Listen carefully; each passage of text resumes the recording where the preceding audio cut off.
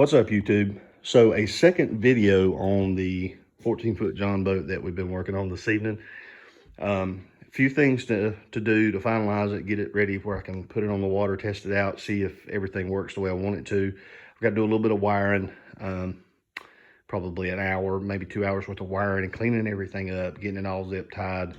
It'll be ready to roll. But I wanted to do this second video on how I ended up with the boat. So years ago, I had a fiberglass boat and it was a lot of fun, but it costed a lot of money to keep that thing going at the time. And it was really heavy, hard to pull. Now, I won't say hard to pull, but you wouldn't want to pull it with a small, vehicle you'd want to pick up. And so I came across, I sold that boat years ago, and then I came across this boat. I've wanted another boat for years. I love to fish. I'm no good at it, but I love to go fish. I wanted another boat, so I came across this one at the recommendation of a friend, and went and checked it out. It was a couple hours from the house. There was nothing around here for months. I looked for months, nothing around here. And so I went about 2.5 to 3 hours from my house to see it. And the gentleman was very nice, very honest, and ended up buying it, got a really good deal on it. When I got it, it came with just a trolling motor and a battery and the trailer. And so everything else there, I've added the seats, the outboard engine, the depth finder, rod holders, lights, so on and so forth. But so what my thinking was this. I wanted to make this video to just give you guys something to think about if you're thinking about buying a boat. So my fiberglass boat was good for 3 people, maybe 4. And it was a significantly larger boat than this one. And four people was getting a little bit packed. Now, I won't tell you that I can put 4 people comfortably on this boat because you can't do it. But can I put 4 on there and go fishing? Yeah. Put 1 in each seat, 2 in the middle. And, and I think you probably could do, I know it would be a stretch, but I think you could do 4 reasonably sized adults, on there. But certainly 2 adults, 2 children. And it would be tight, but it's doable. So if that ever comes up and we, need to do that, I can do that in this boat. 2 people are fine. It's great for 2 people, perfect. 2 adults, one child, perfect.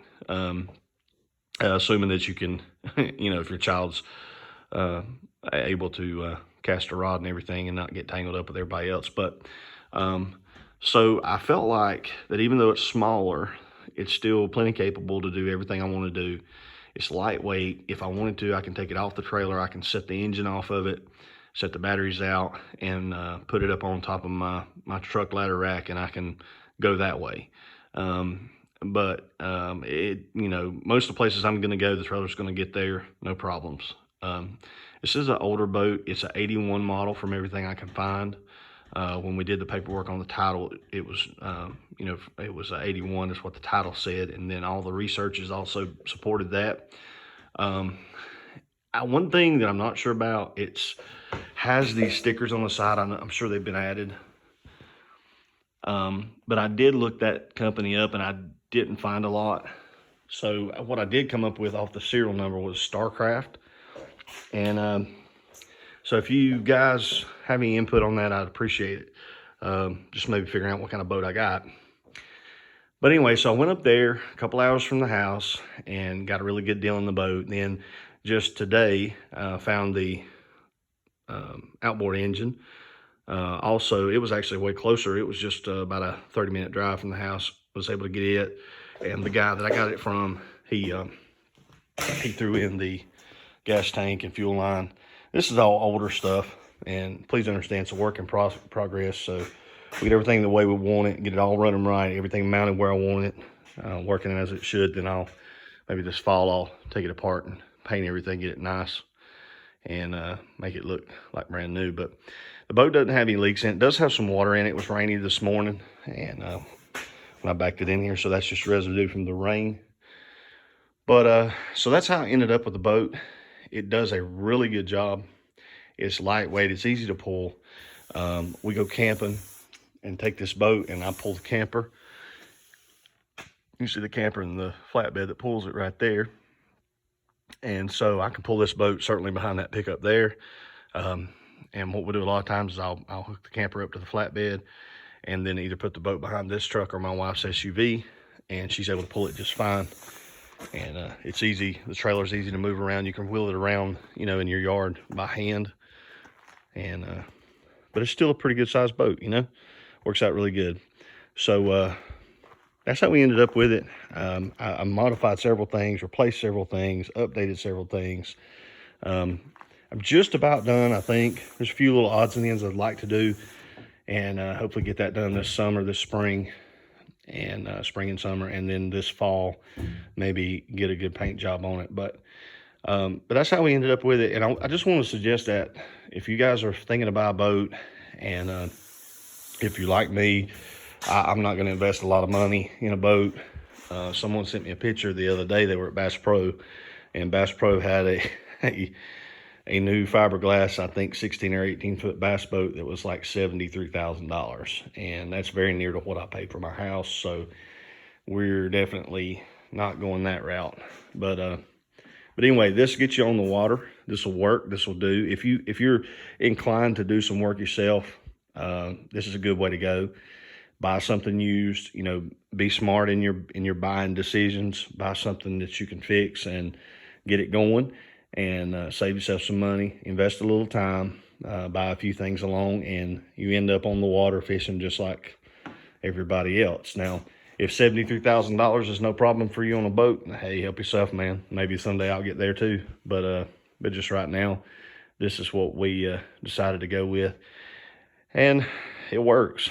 It does a good job. It gets you out there. You can get on the water and get, you know, way up the lake. It's not going to be as fast as the 200 horsepower, you know, bass boat beside you, but you know, it should run. I think from what I've researched, this particular setup should run somewhere around 12 to 15 miles an hour, maybe a little more, with 2 adults on board. So I'm good with that. If it'll get up the lake at 15 miles an hour, I'm good with 15 miles an hour. But anyway, just think on that. Think on that. If you decide to go that route, get a boat, this is a really good way to go. And aluminum, you know, it may need a little repair. It may need a leaky rivet, may need to be addressed, may need a paint job. But they're lightweight, they're strong. Not real familiar with the flat bottom boats, but I can tell you this boat is, you know, plenty stable on the water. Some guys even put decks on them and, you know, stand up and fish off of them like you would a bass boat. I probably won't ever do that. I have no problem standing up in the bottom, and I have stood up in the bottom and, you know, and fished and walked around and all of that. But you know, it's fairly stable in the water. It's strong, lightweight, doesn't sit very deep in the water. If you want to, you can prop that motor up, you know, get it up up above the bottom of the boat, then take the trolling motor and, you know, take that boat into a foot of water if you want. So just keep all that in mind. And you know, I know some guys, and even myself, sometimes get frustrated, you know, want to get something, want to get out there, want to get, you know, going, and it just seems like everywhere you turn, it's just an unbelievable amount of money. But this, I think, total investment here, if I recall, total investment here is around $1,500 and quite a bit of time. Probably, oh man, probably going and getting it registered, getting everything done, working, you know, fixing the things that were wrong, adding everything. I probably got 30, 40 hours in it, but I mean, that's not that bad. It's all spare time in the evenings after work. So, not bad at all. But anyway, just something for you guys to think about. If you're looking for a cheap way of getting on the water, just be smart in your decisions and check everything out real good. Be aware of what you're getting into, and have a good time. That's what it's all about. All right, guys. Once again, appreciate you subscribing, liking, sharing, all the comments, all the views. Thank you very much for it. I hope maybe you see something here that, you know, may help you as far as making decisions or what you might like to do to your boat. And we'll definitely get another video up of this thing probably in the next 6-8 months.